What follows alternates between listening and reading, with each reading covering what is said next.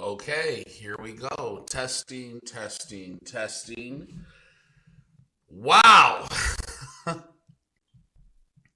The unfortunate thing is with all this rhetoric that seemingly only seems to go one way, the one thing that I always understood was if you keep fucking around, eventually you're gonna find out. And again, this is not a knock. This is not, I don't certainly condone shooting protesters and things like that. However, if you keep putting yourself in harm's way willingly, like you're using a vehicle that's called a weapon, right? And you're doing your damnedest so somebody else cannot do their job, law enforcement. I saw this shit happening, and all I gotta ask is why? Apparently, you motherfuckers never used to watch Cops. I mean, really? Like, this is how different people are. In a 35-year time span, we had black people going to jail on live TV every fucking week, right? They went, they would go because they had to make sure it was balanced, because of, racism. You would have to go to the trailer parks. You would see the lower rungs of society.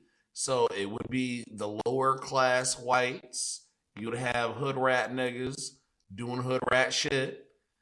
And they would have to balance this out. You see the cameraman, run with that big ass camera back then. That motherfucker's out of breath. And honestly, he needed to be because them cameras were heavy. But let me get off track here, right? You're sitting here getting motion sickness and shit like this, and now we can't handle something like people actually enforcing laws. Now you willing to pull up on the police? This is how free you are. You're free to go pull up on the police while they're doing their job, federal officials, and then sit here and get to complain and hope that something sparks national outrage. Again, not supporting anything that happened, but let's go ahead and listen to what Brother JD Vance has to say. Because this right here, Black Lives Matter has destroyed people's perception of what reality is. There's clearly a lot of emotion in Minnesota, across the country, over this incident. You're calling Renee Good a deranged leftist. There's been heated rhetoric that we've also heard from officials. What responsibility do you and the president have to diffuse some of the tension that we are seeing play out in Minnesota, bring down the temperature as this investigation is unfolding? What we have a responsibility to do is to protect the people who are enforcing the law and protect the country writ large. Whether you're Democrat or Republican, you deserve to have the people's laws enforced in the United States of America. Now, again, I'm not happy that this woman lost her life. I'm not happy that this woman was there at a protest violating the law by interfering with the law enforcement action.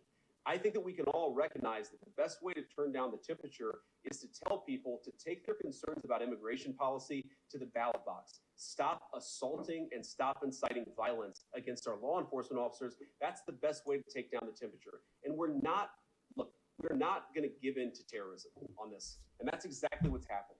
People trying to antagonize, to commit acts of violence. They throw bricks at them. Sometimes they shoot at them. Sometimes they dox them. Sometimes they go to their place of residence and harass their families. This is classic terrorism. And we cannot say that when a far left fringe is inciting violence against our brave law enforcement officials, that we're no longer going to enforce the law. That's rewarding the very people who are engaged in this garbage. The actual reward that they just got is a new assistant attorney general who is going to prosecute and investigate this stuff even more aggressively than before. And I agree. And the worst part is that those fringe leftists, they feel like, oh no, I can't believe this. The weakest ones are the ones talking about doing something. I mean, these people don't even shoot. They don't shoot guns. They more than likely don't own them. They're the least trained, right? That's why they don't even know how to respond to something like this, which is a good thing because these people should not be armed. These people are the most crazy out of everybody in the goddamn country. And it seems that, in pockets, they could be deadly. So the least that we don't need these issues. But the whole point is this: you can't be out here all in the videos, you know, popping shit. You're 10 foot tall and bulletproof until you find out that you're not. Now all of a sudden you want to go sit here and cry about, I can't believe you shot her. Yeah. And do I think that that officer absolutely had to? No. No, I don't. But I will say this: people are people, right? And I mean, it can go one or two ways. These people have been putting up with a bunch of shit ever since Trump got in office. How many times do you think this officer's been dealing with somebody like this? They're people, they have emotions. They're just like you. They're doing a job, right? And a thankless job at that.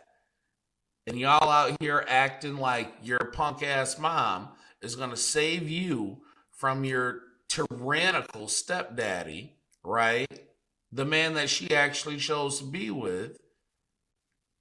And you think that all you got to do is just go complain to her and she'll get you up out of there. No, that's not how this works. But that's how people have been raised for the last 35 years. You go run to mama. That's what, mama! And you think somebody's going to save you. Ain't nobody coming to save you, fam. You don't need to be saved from your own stupidity. Sometimes you need to go ahead, take that shit on the chin. You did this. You got your ass in a sling, and now, well, fuck around and find out. That's what it is. Anyways, that's just my perspective, ladies and gentlemen. I'm always open to being wrong. However, I'm probably not because I know I have common sense. So like, share, comment, subscribe, and I will see you in the next one. Peace.